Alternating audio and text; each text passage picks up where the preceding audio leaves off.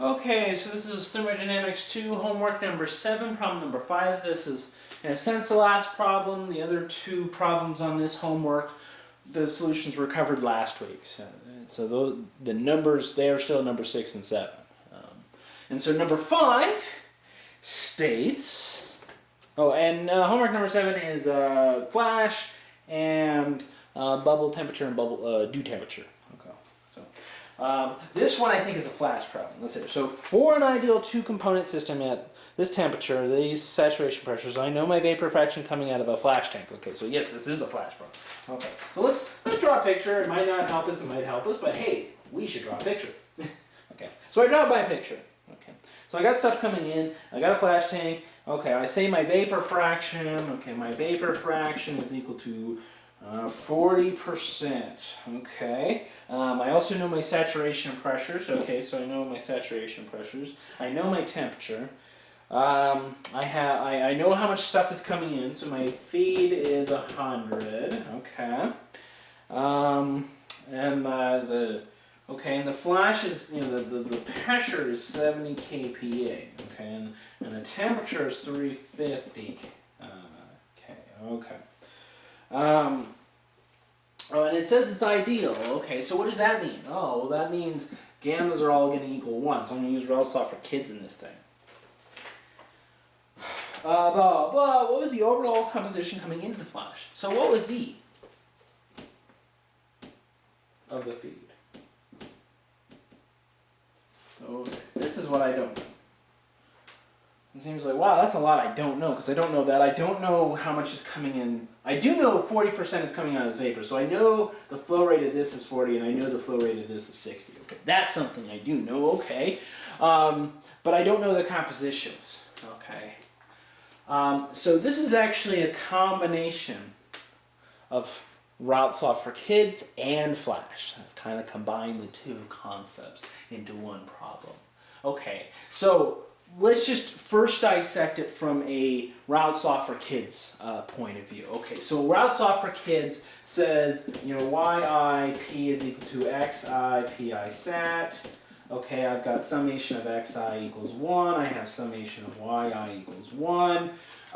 The other thing is I have flash information. I know the vapor fraction. Okay, and the vapor fraction says that Z minus x over y minus x is equal to, absolute value of that is equal to 40%. Okay. So let's see here. I have 1, 2, 3, 4, 5 unknowns. Do I have 1, 2, 3, 4, 5 6 unknowns, actually. 6 unknowns because I also don't know Z2. Okay, so I guess I'll put in here ZI equals 1. All right. So I've got 1, 2, 3, 4, 5, 6. Because I have 2 Rel-Saw for kids, I have 1 for each component. So I do have enough equations, I do have enough unknowns. I can solve this thing, okay?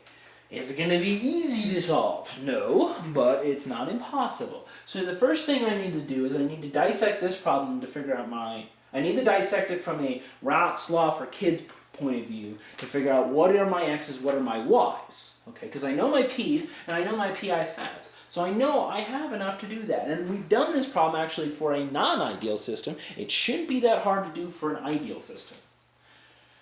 Okay, so the first thing I did, I recognize I know those two, and I don't know these ones.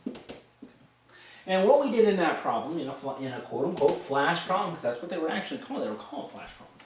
So I had xi was equal to yip over pi sat. Okay, and then I sum that up so that I had yip over pi sat. Oh, that's equal to 1. Okay, and so we broke that up so there's y1p over p1 sat minus plus y2p over p2 sat. And then we use this equation, which basically says, y2 is equal to 1 minus y1. Okay, and we could break this up to say y1p over p1 sat plus p over p2 sat minus y1p over p1 sat. Okay, p2 sat. Okay. And then we could rearrange that so that it was exactly y1 is equal to 1 minus p over p2 sat over p over p1 sat minus p over p2 sat. Okay, and we could do some more algebra to kind of clean that up. But I have the numbers, I could plug it in, and I could get a y1.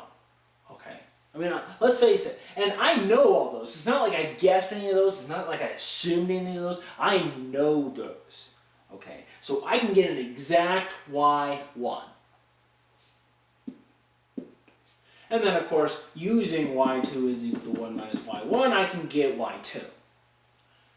Okay, and because I know y1, I know y2, I can come back here and get both my xi's. And I shouldn't need to normalize, they should add up to 1. There shouldn't be any confusion. They should add up to 1, they should just work. Okay, and they probably do.